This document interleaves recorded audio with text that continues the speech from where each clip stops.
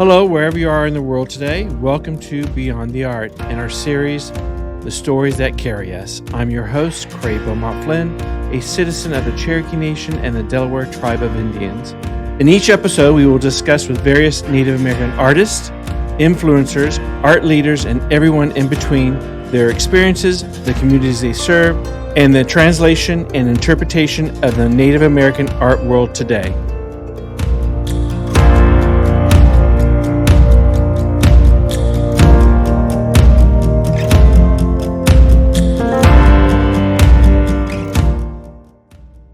Well, welcome to Beyond the Art. Today we have Chef Sean Sherman, Oglala Lakota Sioux. Sorry about that.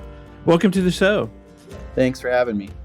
Well, Sean, tell us a little bit about you and being a Native American chef. So I live in Minneapolis. I have my restaurant called Awamnee, a company called the Sioux Chef, spelled Sioux, play on words. We also run a pretty large nonprofit that's doing a lot of work. But I grew up on Pine Ridge Reservation in South Dakota, so I'm an enrolled member of the Oglala Lakota Sioux tribe. And I moved to Minneapolis quite a few years back in the late 90s. And so my journey basically came about starting restaurant work very early in life. When I just turned 13, I started working in restaurants in South Dakota, and I kind of just continued to work restaurants through high school, college, moved to Minneapolis, continued restaurants, and moved my way up into a chef career at a pretty young age. So I was a pretty young chef in the city. Right. And then a few years into that chef career, I had the epiphany of just realizing the complete absence of my own heritage in the culinary world. Just no native restaurants, no native cookbooks, no mention of native foods, really, hardly at all anywhere. And it just it forced me to really take a hard look at that, and try to understand what was my ancestry when it came to culinary. What were my ancestors eating? What were they preserving? How were they cooking things? What kind of what were they using for salts and fats and sugars and things like that? The kinds of proteins and what kind of seeds were out there, and all these questions of food through kind of a culinary lens. And then that's a rather large epiphany. Yeah, I was just piecing it all together and just trying to understand all those pieces and understand it. But it also became a quest to understand why we lost so much information. So it ended up being a big journey into understanding U.S. history and what happens to us as Indigenous peoples, and defining why we utilize terms like decolonize and pieces like that. So there's a lot of pieces to it, but it's been a really rewarding journey, and there's so much to learn, and more to learn than I'll be able to even get to the other end through my lifetime. A lot of research, I'm sure, has been applied to finding out. Now, have you actually taken traditional seeds and traditional indicative plants that Native American used during pre-colonization? Absolutely. So a big part of that study, when it came to understanding seeds, I started aligning myself with Indigenous seed keepers. So I found, quite a few different people from different parts of the nation that still held a lot of Indigenous seeds. I sit on a board with a large nonprofit called Seed Savers Exchange out of Decorah, Iowa. And, they've also helped me align with a lot of other Indigenous seed keepers in different parts of the nation, and just kind of being aware of the seeds that are out there and helping to find ways to get those seeds to Indigenous growers and to Indigenous communities where some of them came from. That's a big part of the work that we do. Our philosophy, especially at our restaurant stuff, is first off, our philosophy was removing colonial ingredients. So we took away things like dairy, wheat flour, cane sugar, beef, pork, chicken, just things that had been introduced to North America. Right. And then we started focusing on just regional and understanding what was here first. And so we try to purchase from Indigenous producers first around us, locally and then nationally. So we're able to get a lot of really amazing products from many different tribes all over the U.S. Have you seen a resurgence in a lot of organizations or companies coming on board that are actually very indicative to Native American culture and our culinary arts before colonization? Absolutely. We started this, and I started the company in 2014, and there was just a couple other chefs kind of doing some of this similar work out there at the time. And, just kept pushing forward, but we've built a really strong base, and there's a lot of interest, and we've just seen this movement just grow and grow and grow over the past almost decade now. And there's a lot of money and support going into Indigenous agricultural projects out there across the board. We're seeing a lot more food sovereignty situations, and our entire nonprofit's just set up to help other people do basically the same and just try to become a support system to see more Indigenous food operations and just a better understanding of Indigenous foods and just more access to Indigenous foods. Because where I grew up on Pine Ridge, like I grew up primarily with government subsidies in the form of the Commodity Food Program and the FDPIR program from the USDA, which is just a lot of canned goods and vegetables and sodiums and fruits and syrups and lots of carbs, and it's not healthy.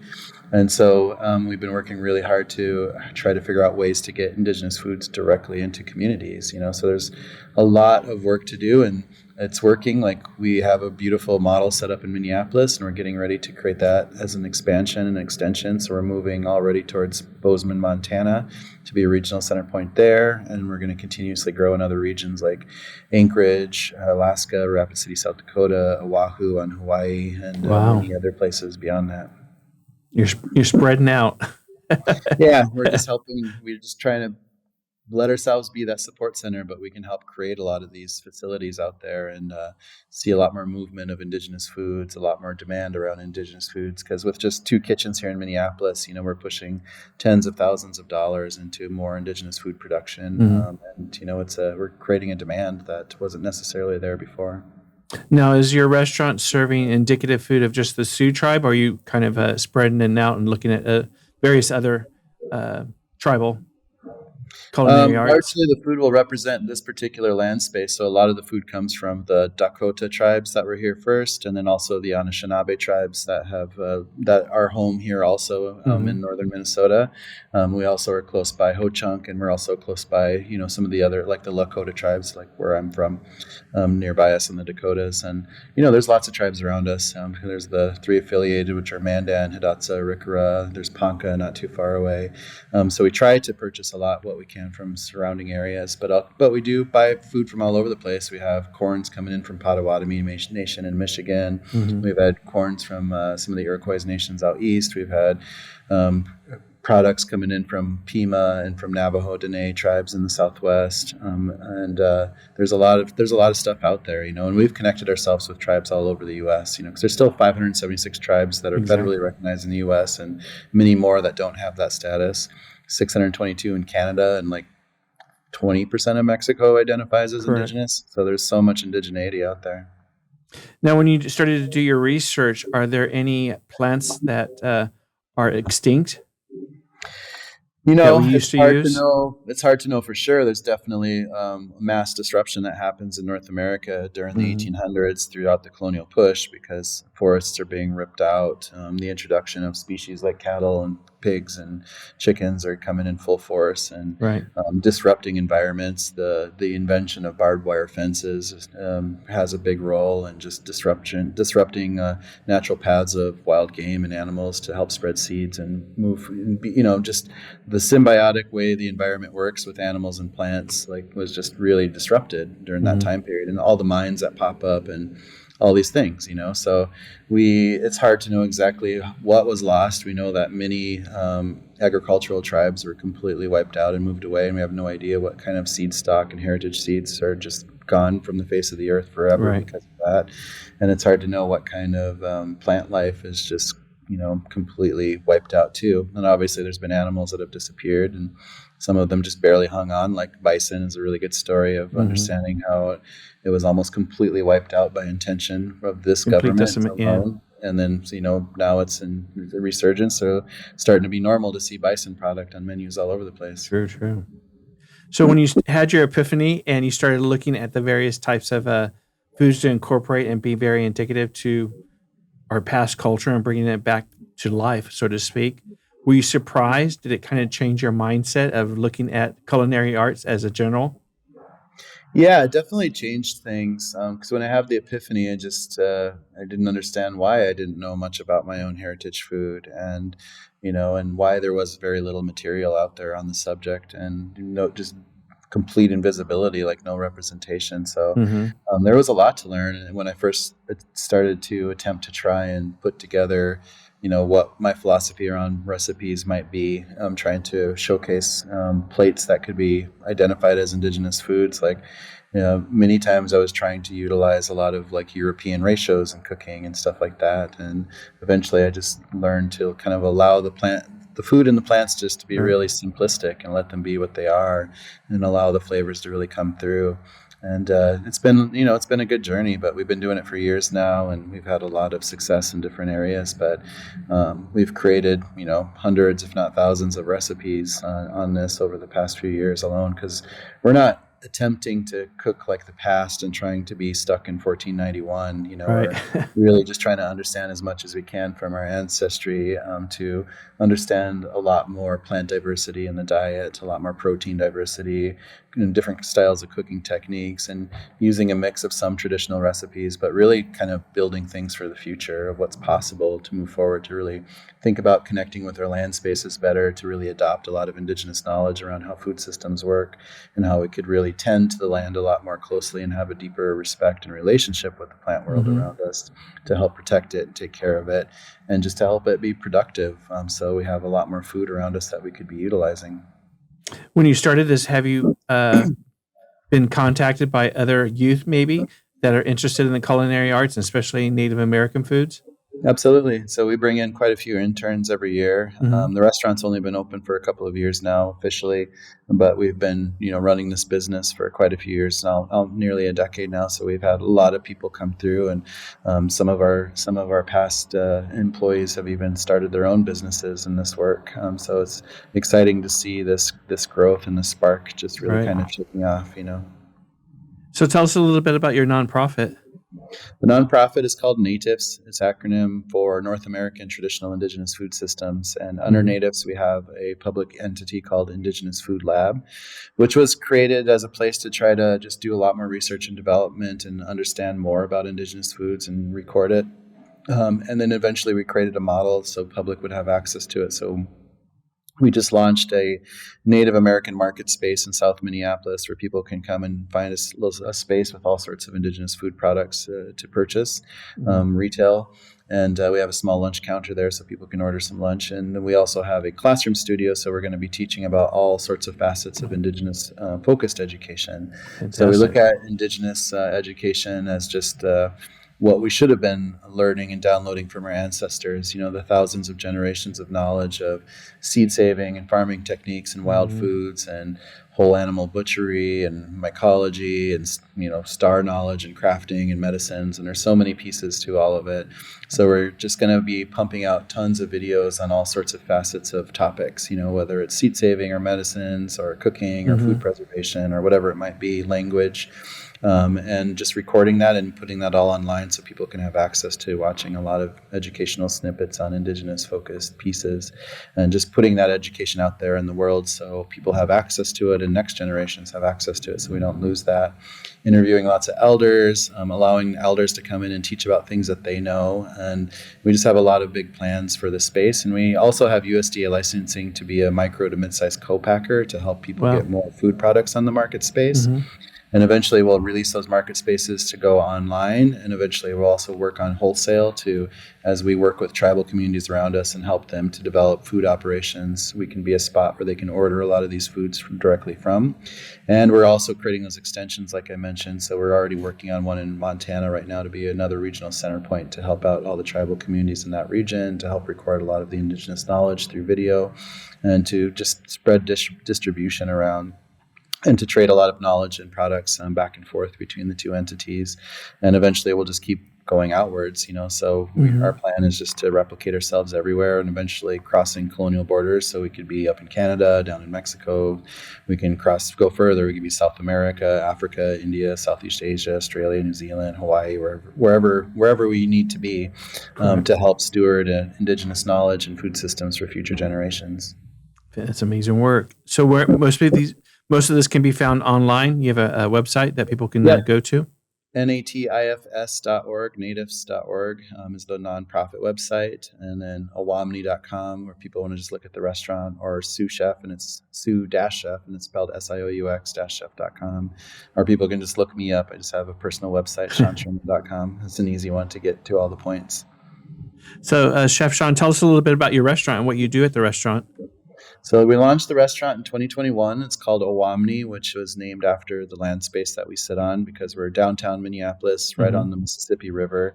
And we're in front of what used to be a really beautiful waterfall that was about 300 feet across and about 40 feet down. And it was a massive, really beautiful space, but was ruined when the colonial machine moved in and all the mills popped up and all the lumber barons were around, and they were just shoving logs and timber down the river, and it slowly deteriorated the waterfall space until some of it even collapsed.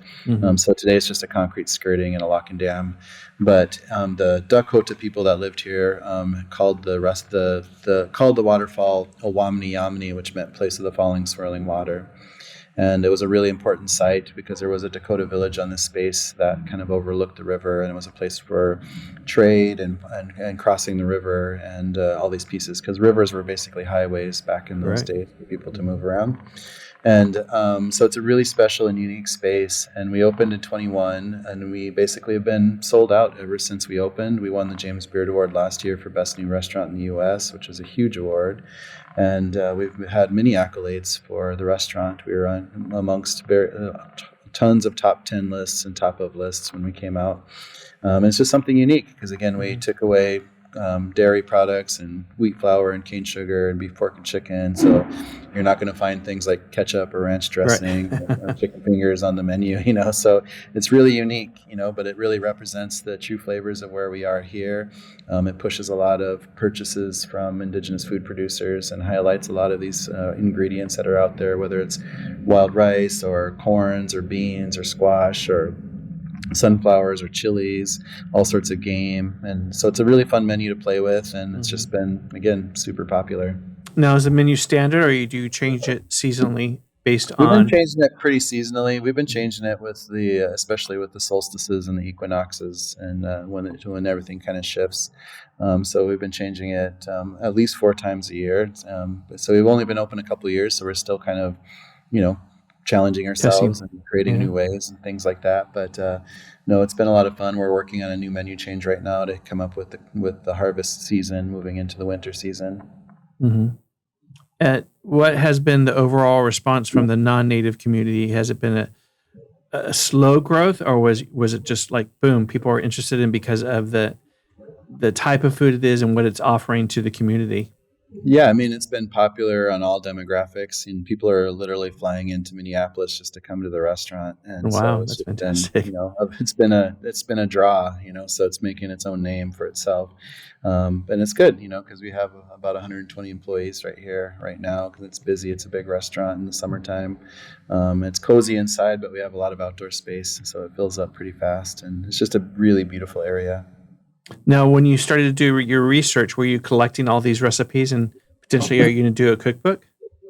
I started the cookbook pretty much right off the bat because, like I said, I formed the company officially in 2014, which had taken a few years to get to that point.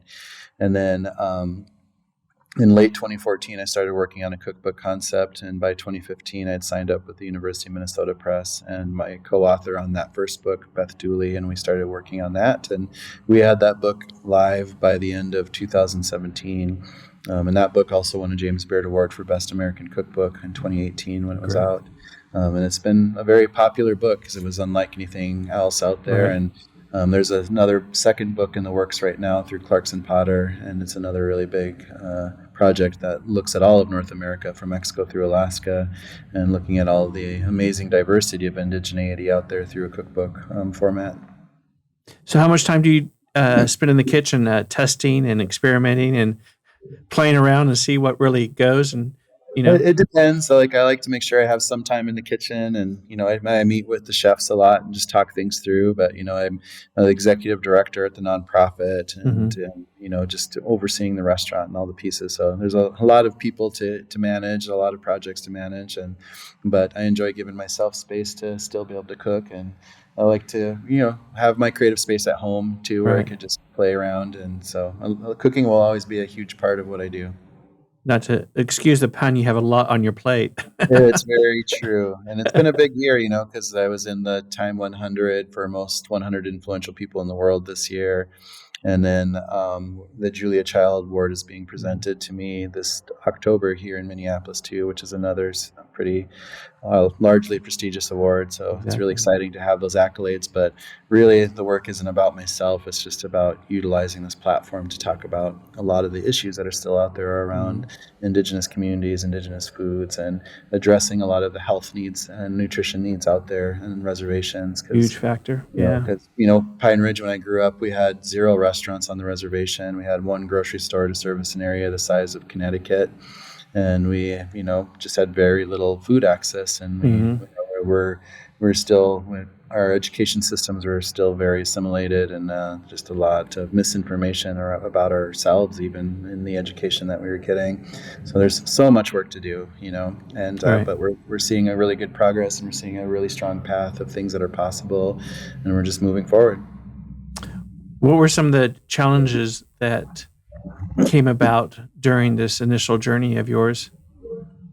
Oh, lots of challenges. I mean, coming from a reservation system, a lot of us on the res don't have a lot of family wealth or things like that. So it's really difficult to even think about opening up businesses, and just not growing up with money. It took me a long time to understand how to deal with money, So even when I first started the sous chef, I was still learning. I had awful credit and just no credit really, and just it took some time to learn those processes, but it's also just something that was invisible, because a lot of people just didn't understand in the very beginning days what I was attempting to do, of just trying to release Indigenous foods out there, and it's not a fad. It's something that just needs to be out here. It shouldn't be so uncommon to find a Native American restaurant at all. True.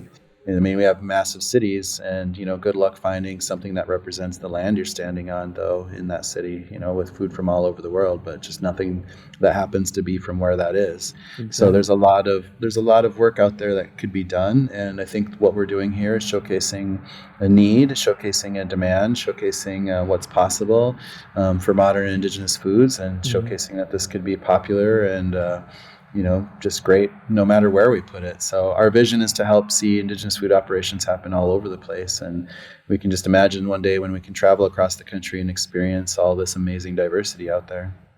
Have many tribal communities come to you to say, help us educate our community on the best way to eat and are actually indicative food of who we are as a people? Absolutely. Instead of going to McDonald's or wherever else? Yeah, we're working with lots of tribes right now, and we're just setting ourselves up to be that. And we're working with some tribal school systems. We're working with the Red Cloud school system on Pine Ridge, South Dakota, where I grew up, and which used to be the first boarding school there, where my grandparents went when I was young, or when they were young, sorry.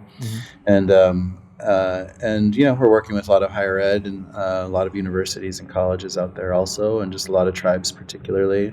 And again, we're just setting ourselves up to be a resource and a support center, so we can help other people do the same thing, because food service operations are difficult, but necessary, obviously. Right. And we just help steer people to eating healthier and eating more culturally relevant, especially on the tribal communities.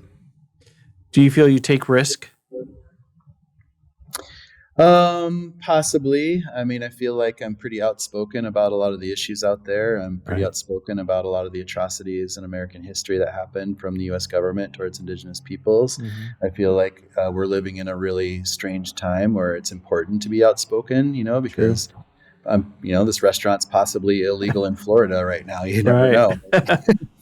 So we have a lot of work to do, and we just don't want to see our education be further whitewashed when it's already been whitewashed. And we want to see a lot of better understanding of what happened, and we think history is really important for people to understand. A lot of the violence and atrocities that certain people of color had to go through in American history, but especially Black and Indigenous, and how that affected everything. But also looking at the beauty of understanding the Indigenous knowledge bases that are out there, because all Indigenous peoples had the blueprint to live sustainably with the world around us, particularly. There's so much amazing tradition around food systems, and as we're walking into climate change and water shortages and crises, that we need to be smarter as humans. We need to take care of our land spaces, our natural, our water resources better. Otherwise we have places like Palm Springs that has 120 golf courses in the middle of a drought, right? It's about understanding your surroundings, but the balance of life too. Absolutely, because we're going to continue to grow as human species. We're going to need more food. And we can't continue to just like destroy things, for the sake of profits. Like we have Right. to really protect our environment, understand better food diversity, because there's so much plant life around us that's just been underutilized because the Western diet just kind of largely ignored like a lot of the amazing like plant life that happens to live all around us, no matter where we are in North America. Right. And you can't grow water. Can't grow water. Yeah, it's going to be an issue. I mean, then we're going to have to figure out how to deal with it, So we have X amount of fresh water, and it's going to be a rough go, and we just Yeah. have to be way, way smarter about water, and we can't allow big companies just to make plastic bottles, for the sake of profit. True. Like Yeah. we have to be much smarter about growing foods and taking care of agricultural spaces and taking care of natural spaces. And ideally we'd see more permaculture design out there, and just putting food plants that like to grow and that can be better for the soil and can just create a lot of food product out there.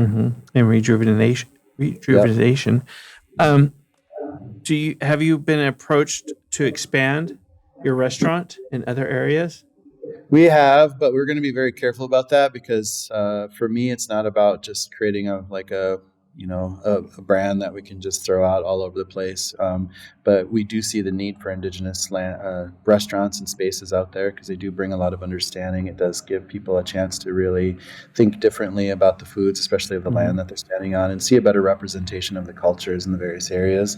So our hopes is to do a lot of this work and expansion through the nonprofit, like I mentioned. So if we're opening up these units in places all over the United States, like in Montana or Anchorage or wherever, like we can open up native restaurants for people to help develop. But those restaurants would be there for the purpose of helping to create some cash flow for a lot of the programs and, just pieces that we're working on through the nonprofit. So we kind of have a plan of how to do this and and have a lot of social impact along the way. And it's also education, I assume, is a Yep, key education. factor. Yeah, the nonprofit, our two main pillars and focuses is just creating access to Indigenous foods and creating access to Indigenous education. And restaurants are great spaces for that. But so, we're hoping to spread these market spaces all over the place and spread more of these classrooms out there and spread more of these public eateries, whether it's a full-scale restaurant or just a small-scale catering operation. So whatever it might be and whatever the need is. Right. What are you most proud of for now? I'm sure that your journey is definitely going to continue, and you're going to have a lot of additional accolades because of the work that you're doing. But what are you most proud of now? I'm really proud of the team that we've built. Like, I just feel like we have so many people that are just really into the vision that we have and really helping to see this mission through.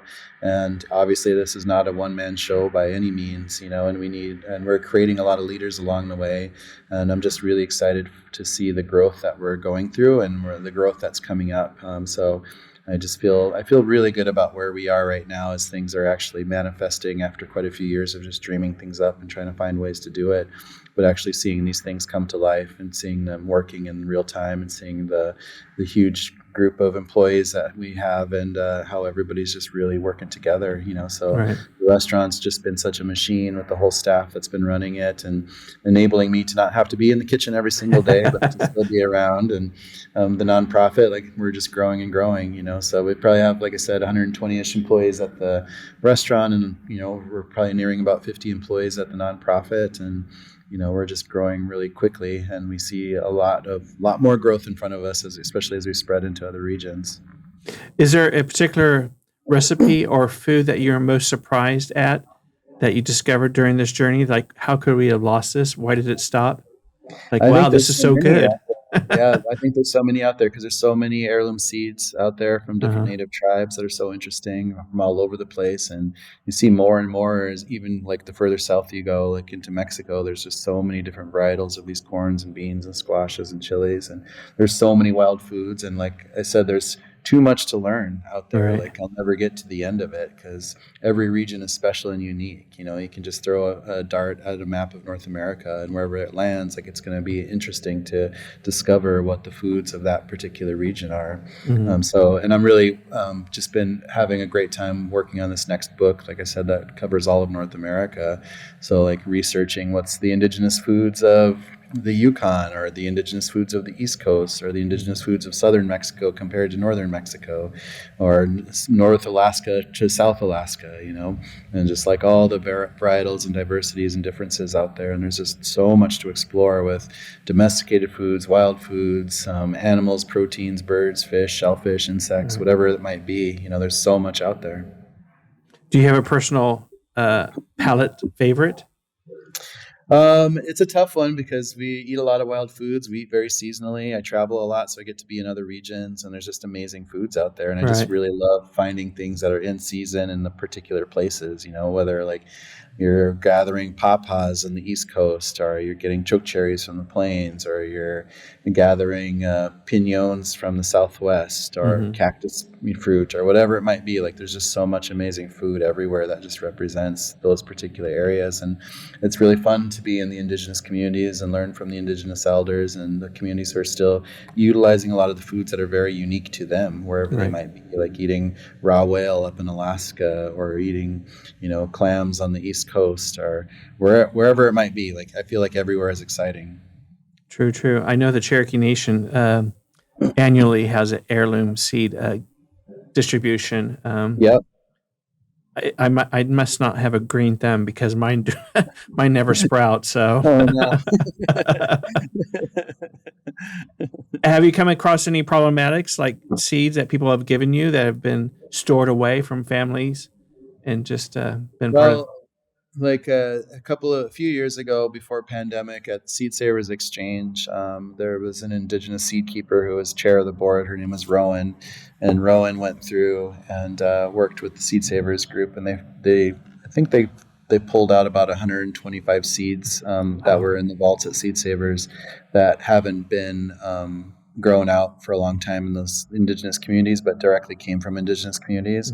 So they started a program where they were growing out 25 of those seeds each year for seed, basically. And after they harvested the seeds, they would take those seeds across the nation in the wintertime to deliver them to those tribes that haven't had those seeds. So they were rematriating these seeds that had been kind of lost for a while. And I've seen another project like that in Mexico, where they found a huge corn vault with all sorts of diversity. And they started moving these seeds back to these exact families and townships that they came from, and gifting those seeds back to those communities. So I've seen a lot of that work kind of bubbling up over the past few years. And the pandemic obviously slowed some of that down here and there, but there's still a lot of amazing biodiversity that's out there. And there's an immense need to understand why we need to be stewarding those seed diversities and really protecting the rights of the Indigenous peoples to keep those seeds, because a lot of these big corporations and big seed companies and chemical companies are trying to buy up a lot of that diversity and trademark them for their own use, which is a really dangerous move. And we just have to be really careful that we have to protect that seed diversity with whatever we can. And this also falls in line with just protecting the diversity of the Indigenous cultures that are out there when it comes down to it.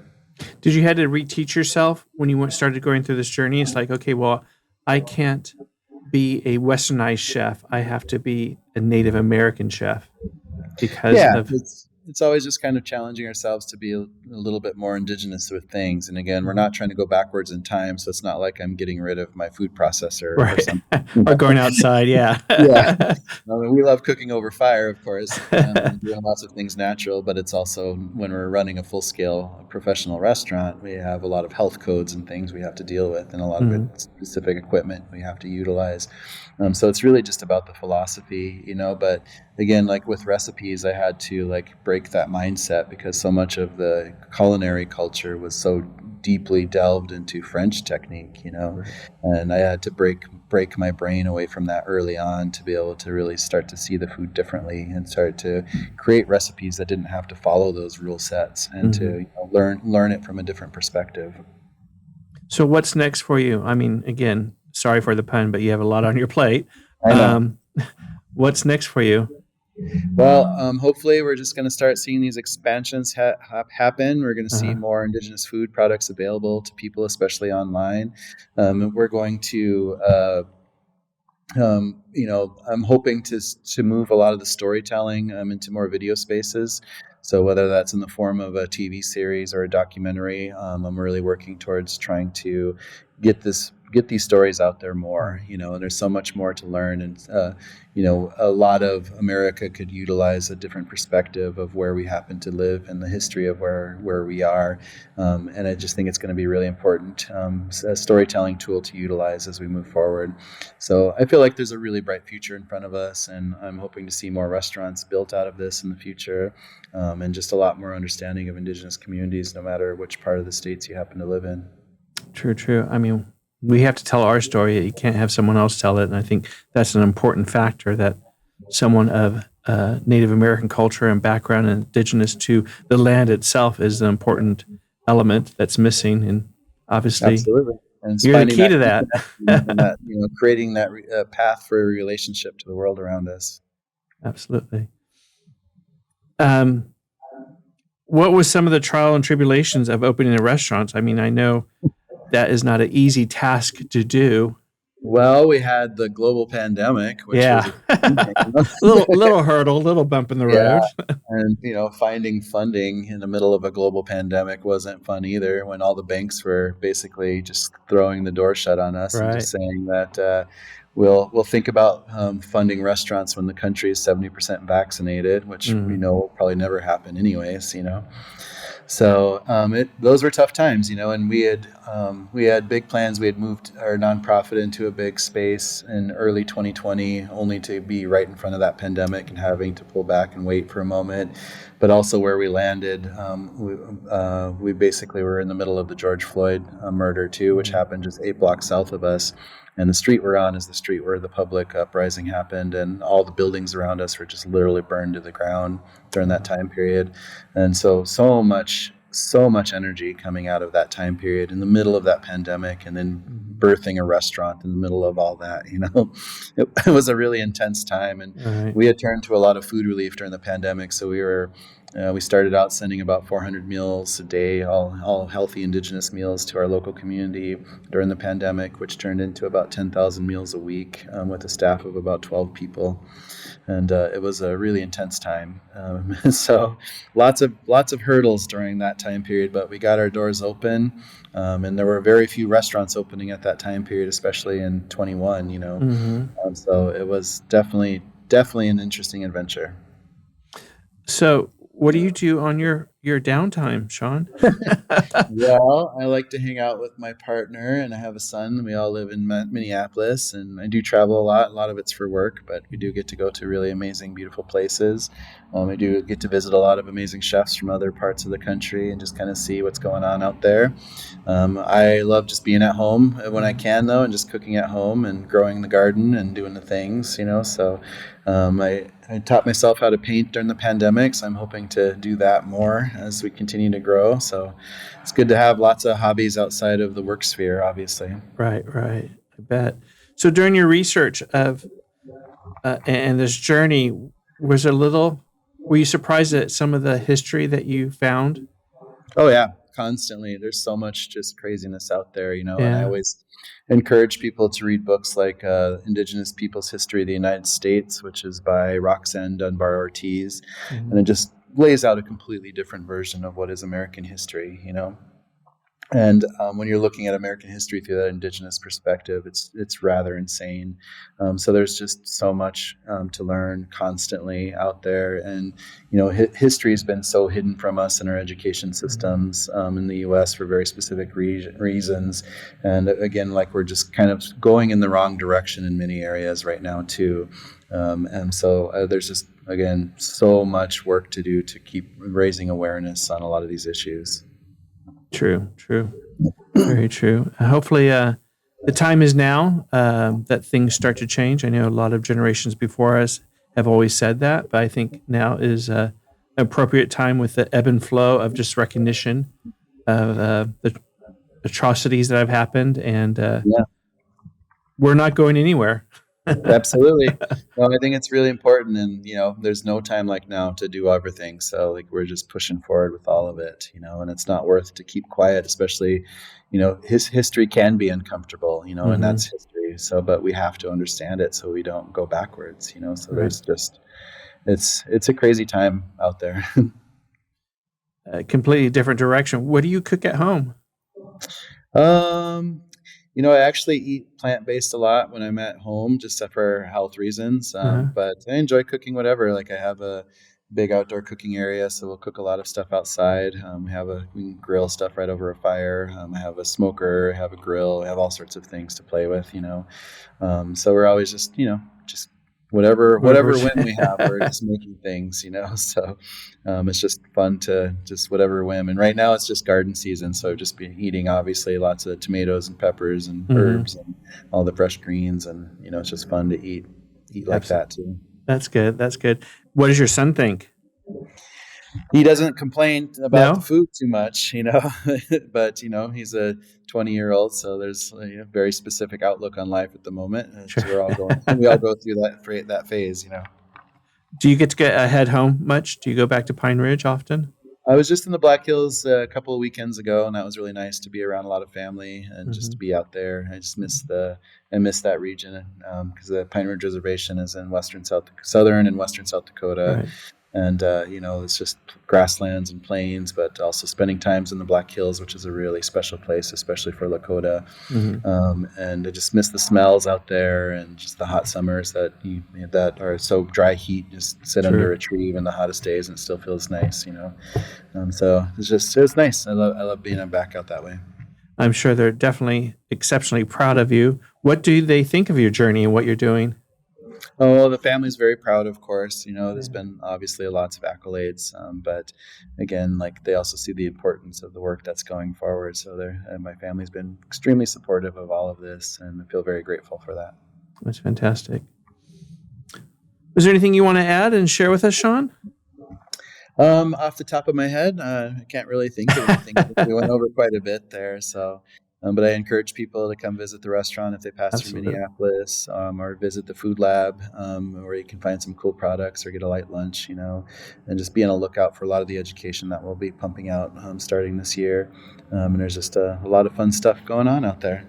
So once again, why don't you give us the name of your restaurant and the address to the nonprofit Natives? Yeah, so the restaurant's just called Awamnee, O-W-A. There you go. And by the Sioux Chef, so you can go to awamnee.com, but you can also check out the nonprofit. So Natifs is the website, natifs.org. So we're still building a lot of the online resources out there, but it's moving pretty fast. So we're really excited about everything that we have coming down for the nonprofit. And if people want to support our work, feel free to jump online and check out that website. But we're just doing a lot of amazing work, and we're we're just doing something that is going to have a lot of impact on health and food connection to people out there and understanding. So the nonprofit it's a local entity, but does it have a national outreach? Absolutely. Yeah, because our goal is to create this model here, and this will be the heart of everything we do, but we're going to be spreading outwards all over the place. And that was always the model, to start stamping out more and more of these units everywhere, so we just really wanted to see a lot more support happen, a lot more stewardship of Indigenous knowledge and culture through foods. And we just see a very clear path of how we're moving forward. So we're hoping that we can be in Montana as early as next year even. Fantastic. Well, Chef Sean, it's been a true pleasure. You're an inspirational man, and congratulations on all your accolades. They're so well-deserved, and I appreciate your time today and coming in on our show. Well, thank you. Thanks for having me. Absolutely.